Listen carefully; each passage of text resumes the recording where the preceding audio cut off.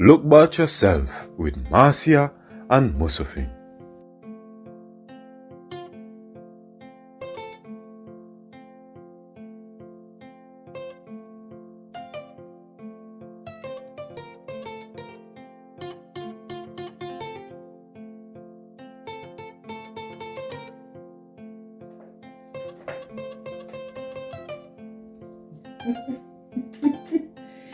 Hello and welcome. I'm Marcia. I'm Musufing, and this is Look About Yourself. And we really hope that you've been enjoying our presentations. Just two sisters that sit down and a talk and a reason for things and time. And it's been one. I've just really enjoyed it. I think it's very therapeutic actually, just being able to just talk. And just keep it real, keep it authentic, and just speaking how we feel, and absolutely, and hopefully you'll be able to relate to what we the discussions that we have. So So what's been on our minds? Something that's been on our minds, which is about parents, isn't it? Yeah. So today we're going to talk a little bit about parents aging. And I'm sure a lot of people can relate to that. It's something that I used to see other people have issues with, but it's like it never dawned on me that one day my mother would be aged. Or my fathers are already passed, your dad's already passed, our dads are passed, our mums are still with us, and things come to light. Things do come to light, and I think, especially when things happen in terms of becoming ill, it was a shock for me actually when my mum, this last time that she was in hospital, it kind of really brought it to the forefront for us that actually mum's up there in age now. Especially because she was taken away from home and had to be hospitalised. Absolutely. And the thing is, she's been hospitalised in the past, but it didn't have that same effect. This time round, because she, is the age that she is, she's 80 this year, still going strong. Our mums are 80 this year, both of them. Yeah? When's your mum 80? Next month. Mum's 80 in October. Shut your mouth. You see these... similarities. This is why we were brought. You all know about that. We're not going to go back into that. But yes. But and it was really scary because of the COVID and everything. We weren't able to go and see her. That actually frightened her as well, and it had an effect on her mental health, and it pulled her down. She told me. Her down. I spoke to her. She told me. Yeah. We shared. Yeah. Good. But it really pulled her down. Depression. There was confusion, which is something that we've not experienced before. That was scary for us, and I'm coming from a medical background, so I understand, how systems work, in terms of the healthcare system. But that when Mum was in last time was very scary. And it was like, you need to send our mum home so we can manage her at home. We can do it. And I know that not everybody is in that position to be able to do it. But I think if that option is there, allow relatives to do that. Keep her in there like she's a prisoner. Just send her home. Especially if she was very unhappy and wasn't reacting well to the medication. For us, I'm one of 8 siblings of my mother's, and she lives in Jamaica. One of the best things my mum did for her health and well-being was to move out of Babylon. She went home in 98. And she and my granny went home earlier, and that has been something I believe that has kept her buoyant. Yes, because she has her garden and she has her community and she has the chicken them and she have the her okra and her. When you talk to her, she talks about the joy of planted, and this is kept you alive. Yeah. But at the same time, we realized that us being so far, we had a beautiful person who used to stay with Mum and Granny before Granny passed away last year, September, and that beautiful person passed away unexpectedly. So, and I'm sure this is regardless of the country, it's easy to find a person, it's easy to find a body to look after your loved one, but to find a trusted person. Yeah. Yeah. And Pam, peace be upon her, she was such a beautiful soul. She was perfect.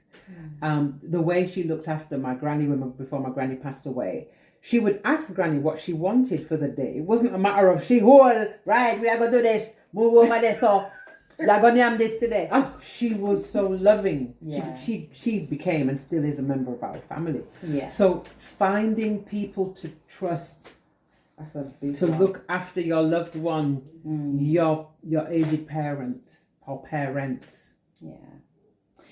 I don't know, and I guess, would you say then that in Jamaica it's a very different situation to here?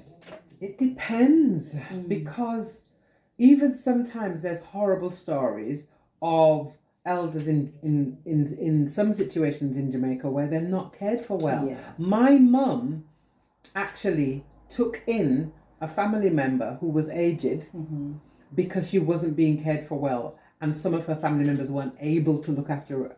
Right. And my mum said, you know what, me coming over to your house all the time, Aunt Sissy, peace be upon Aunt Sissy, Mum took Aunt Sissy in. Right. She make up our bed next to her bed. Oh, wow. And Aunt Sissy was cared for, she was loved. Even Aunt Sissy used to cuss and go on sometimes and didn't remember who they were and what kind of food they're giving her and there. Yeah. But she died peacefully and clean and loved, just the way my grandmother did last year. Yeah.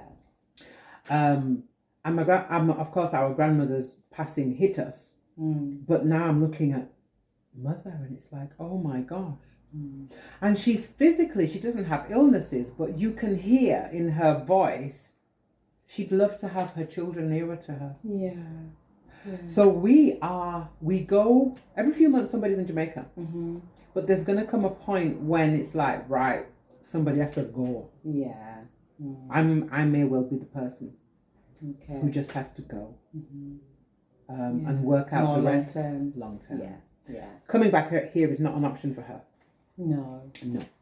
I don't think. And just listening to you and just hearing how things are, I think it would be to her detriment to bring her back. I think so too. Yeah, just best where she is. So I hope you don't mind me saying your mother wasn't well. I have to say what? Yeah, she wasn't too well recently as well. Yeah, that was sort of back end of last year, and that was a scary thing because the fact that we couldn't visit, the fact that we couldn't get her out. Yes. Couldn't bring her home, and it was like we were just met with because resistance. Of the big C. Yeah, and it was like, actually, no, my mom needs to be at home where we can care for her. Because that's part of the healing. Absolutely. Being with her children is the medicine, with the loved ones and the grandchildren and the. So there's a vital question. Do you have a plan? Do you have a plan for your elderly relatives? Do we have a plan? Do you have a plan? Or are we just...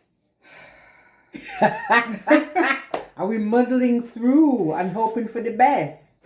I don't think a lot of us have, sort of like firm plans.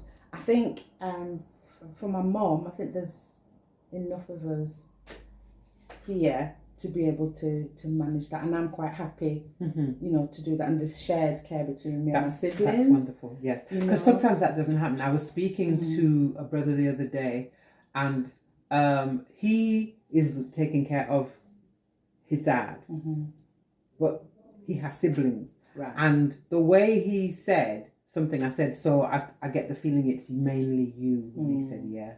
Right. So it's not all families. Yeah, we are going to take up the sitting. Yeah. In that sense.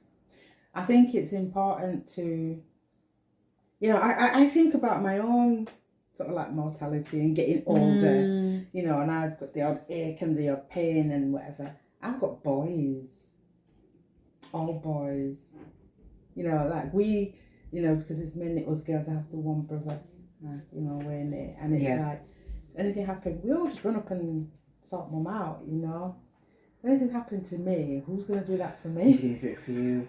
I would not expect my boys to come do that and do that for me. Yes, but there are sons who have.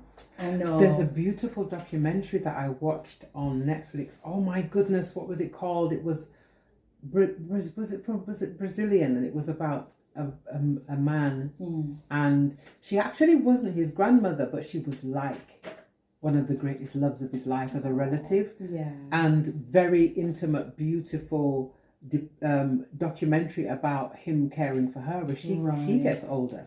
Right. So yeah, I think it's important to have things in place and hopefully not wait for something to happen. Absolutely. Wait for the fall, or wait for. My mum tripped in the market the other day. Since she went to Jamaica initially, she cooked she made Jesus and the fish and the loaf look shameful because she feed the people them. And she would even, if you have a margarine container, you throw it away. She said no, because rather than give people her plates and her Pyrex, she'll give them a little. Right. Yeah. She stopped doing that now. Right. But sometimes inactivity, and your mum does a lot of activities in the community. Yeah. Probably not as much as she Not did. as much. Okay. But she kind of gets out there more for her own kind of recreation, yes, as opposed to whereas before she was probably a lot more engaged in terms of doing stuff for others. I think she's kind of receiving more now. Yes, I think. But yeah, she gets out and she gets out. She does. Yeah. I think. I mean, with Jamaica, you just have to go outside. and just you feel the warmth. Somebody will come down, Miss Babsy, have a little conversation.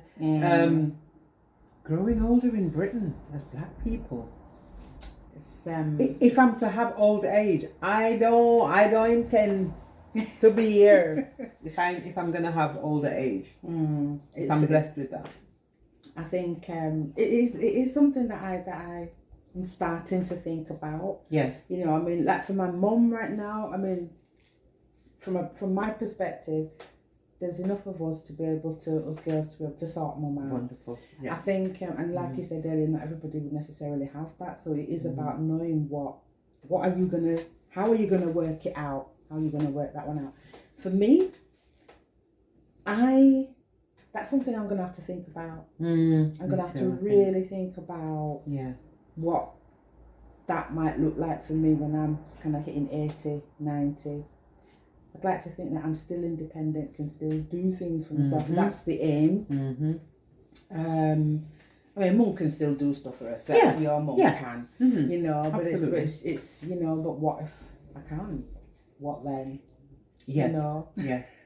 I've said to my boys, because I really didn't, because, like it's like guys, they've got their lives. My boys have got their lives, and I don't want them I actually don't want them to look after me. I actually do not want my boys to be looking after me. I want them to live their life and do what they need to do. Yes, you hear this all the time, and I feel similarly. But I think we need to have these conversations. Have you had the conversation with your children? Have I had the conversation with mine? No. So talk about possibilities, and if you're in the UK, wherever you are, look at what services, I guess.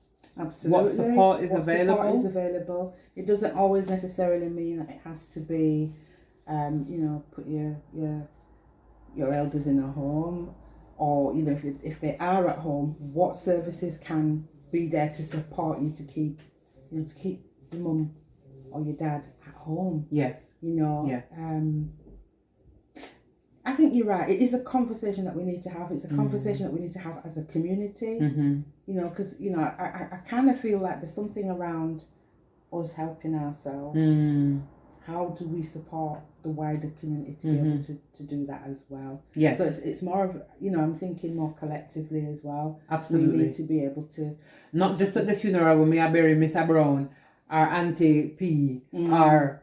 Yeah, absolutely. So coming together more and looking at what we can do collectively as a community and as our individual families. Absolutely. Yes. Yeah. Because our elders are gems. They're a wealth of knowledge and so many wonderful things. So they deserve to grow older as gracefully as possible. You know, I love speaking with elders and just listening to their stories and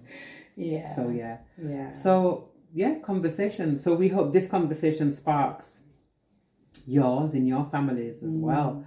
And don't forget to look about yourself.